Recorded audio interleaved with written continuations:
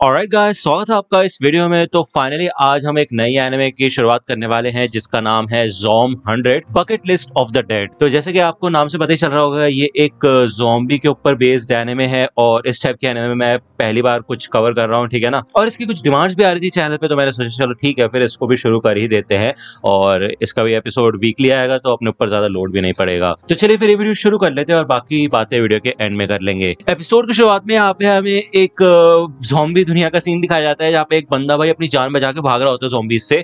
मुझे ऐसा लग रहा था काइंड ऑफ कि यही एनिमे है, लेकिन यहाँ पे हमारा जो प्रोटैगनिस्ट है जिसका नाम होता है अकीरा टेंडो, वो ये ज़ॉम्बी शो देख रहा होता है। वो सोचता है कि यार इन लोगों की जिंदगी कितनी मजे की है यार, जबकि अकीरा की जिंदगी तो एकदम नर्क बन चुकी है क्योंकि उसको रोज सुबह उठ के ऑफिस जाना पड़ता है, काम करना पड़ता है पागलों की तरह, और उसकी जिंदगी का कोई मकसद नहीं रह गया है। असली नर्क में तो वो जी रहा है और कल सुबह उठ के भी उसको ऑफिस ही जाना है। उसकी जिंदगी एक तरीके से खत्म हो चुकी है।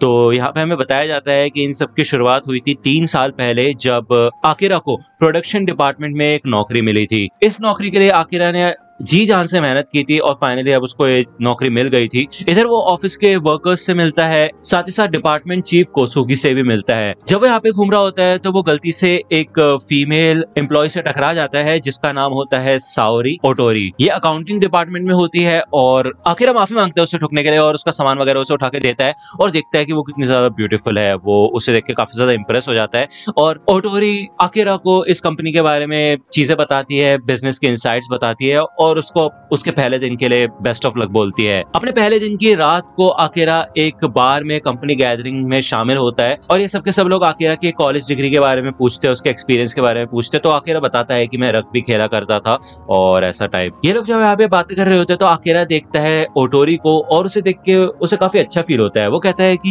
ये बिल्कुल मेरे टाइप की लड़की है और मैं अपनी पूरी जी जान लगा दूंगा इसको इम्प्रेस करने में और बिल्कुल मेहनत से काम करूंगा दिल लगा के। लेकिन अनफॉर्चुनेटली ये चीज उसके ऊपर उल्टी पड़ जाती है। उसके ऊपर उल्टी नहीं पड़ती बल्कि अगले दिन से यहाँ पे अकीरा के ऊपर काफी ज्यादा प्रेशर आने लग जाता है काम का और उसको दिखाई देता है कि लोग बिल्कुल कैसे रोबोट्स की तरह काम करते हैं इस कंपनी में, बिना किसी रेस्ट के, बिना किसी हंसी मजाक के, बस काम काम काम। आखिर सोचता है कि इस कंपनी में ऐसा अजीब सा बिहेवियर क्यों है, लोग हमेशा थके थके क्यों रहते हैं। तब यहाँ पे अकीरा को पता चलता है कि उसको खुद यहाँ पे 2 रातों के लिए रुकना पड़ता है। वो ऑफिस में ही सोता है यार, वो घर भी नहीं जा पाता 2 रातों तक। और फाइनली जब वो ये काम वगैरह खत्म करता है और अपने घर पे पहुंचता है तो वो काफी ज्यादा थक चुका होता है, उसकी वाट लग चुकी होती है और वो यही सोचता है कि अब पता नहीं अगली बार वो घर पे कब आएगा और उसको कितने दिनों तक ऑफिस में रुकना पड़ेगा काम करने के लिए। मतलब उसकी जिंदगी यार यहाँ पे नर्क जैसी बनने लग जाती है।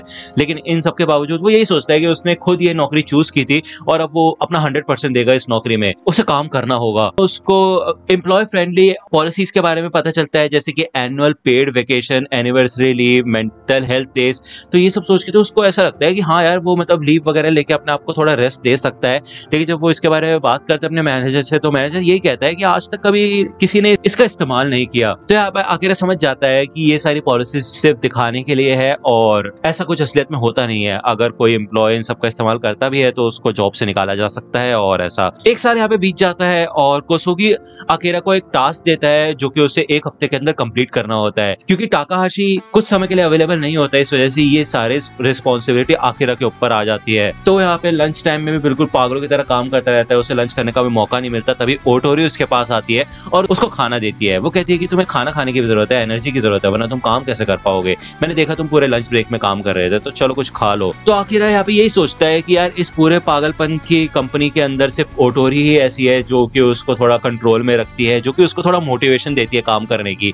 लेकिन तभी कोसुगी ओटोरी को अपने रूम में बुला लेता है और भाई इन दोनों का काइंड ऑफ चक्कर टाइप चल रहा होता है। ओटोरी सीईओ की मिस्ट्रेस होती है जिसको देख के यहाँ पे अकीरा को थोड़ा सा अजीब फील होता है, उसका पर्सपेक्टिव चेंज हो जाता है इन सब चीजों को देखने का। तो अब क्योंकि ओटोरी से भी उसको कोई उम्मीद नहीं होती है तो वो भी उसके लिए कोई मोटिवेशन का काम नहीं करती और अकीरा यही सोचता है कि वो रोज इस कंपनी में क्यों काम करने के लिए चाह रहा है जहाँ पे उसकी जिंदगी आधी होती जा रही है। वो ये सोचता है कि उसको एक दूसरी जॉब ढूंढ लेनी चाहिए, लेकिन इसमें भी उसका काफी समय बर्बाद होगा। साथ ही साथ वो जो काम अधूरा छोड़ के जाएगा तो उस वजह से उसकी टीम के ऊपर काफी ज्यादा बर्डन आएगा जो कि वो नहीं चाहता। जब वो यहाँ पे अपने तीसरे साल में आता है तो वो काफी ज्यादा स्ट्रेस होने लग जाता है भाई, उसकी जिंदगी बिल्कुल खत्म सी हो जाती है, उसको काफी ज्यादा टेंशन होने लग जाती है और वो इतना ज्यादा परेशान हो चुका होता है कि भाई वो सुसाइड करने के बारे में भी सोचने लग जाता है।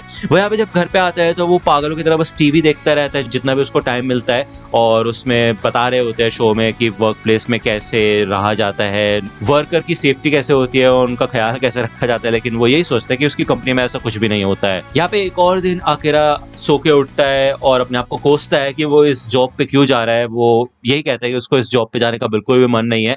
वो जब यहाँ पे रूम से बाहर निकलता है तो उसको एक लेटर दिखाई देता है। इस लेटर में यही लिखा होता है कि उसकी जो बाइक स्पेस है उसकी फीस उसने अभी तक पे नहीं किया है, वो पेंडिंग है। तो वो इसके बारे में बिल्डिंग मैनेजर से जब मिलने के लिए जाता है और दरवाजा खटखटाता है तो कोई दरवाजा खोलता नहीं है, बल्कि दरवाजा पहले से खुला हुआ होता है। उसको जब कोई रिस्पॉन्स नहीं मिलता है तो वो अंदर जाता है और जब वो अंदर जाके देखता है तो भाई ये जो मैनेजर होता है तो अपनी बीवी को खा रहा होता है, ये ज़ॉम्बी बन चुका होता है यार।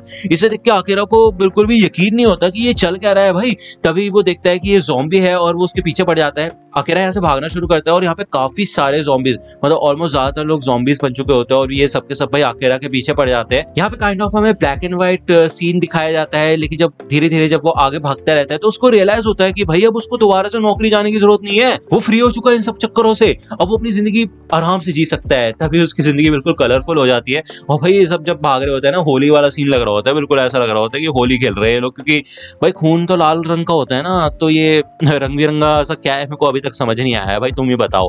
ठीक है, लेकिन अच्छा भी है, अपना यूट्यूब की पॉलिसीज मेंटेन हो जाएंगी है कि नहीं, क्योंकि ब्लड दिखाने से मोनेटाइजेशन डिसेबल हो जाती है। ठीक है ना। यहाँ पे भागते भागते आकिरा को एक सेफ स्पॉट मिलता है जहाँ पे आके वो लेट जाता है आराम से। भले ज़ॉम्बीज साइड में होते हैं और इस गेट को तोड़ने की कोशिश कर रहे होते हैं, लेकिन वो काफी ज्यादा खुश होता है। वो ये सोचता है कि अब उसको इतना ज्यादा फ्री टाइम मिल चुका है तो वो क्या करे, वो पैराग्लाइडिंग करे या फिर अपनी और इंटरेस्ट है उनको पूरा करे, अपनी हॉबीज को फॉलो करे, क्या करे, वो कुछ भी कर सकता है, उसके पास काफी समय है।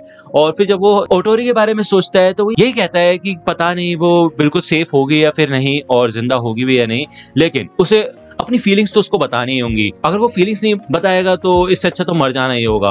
तो इसके बाद वो अपनी साइकिल उठाता है और भाई ओटोरी के अपार्टमेंट की ओर भागता है। सारे ज़ॉम्बीज़ से बचता बचाता वो उसके अपार्टमेंट तक पहुंचता है और वो जब दरवाजा इधर खोलता है तो यहाँ पे उसके बॉस के शूज होते हैं और सामने उसका बॉस खड़ा होता है और उसका बॉस भी इधर ज़ॉम्बी बन चुका होता है यार।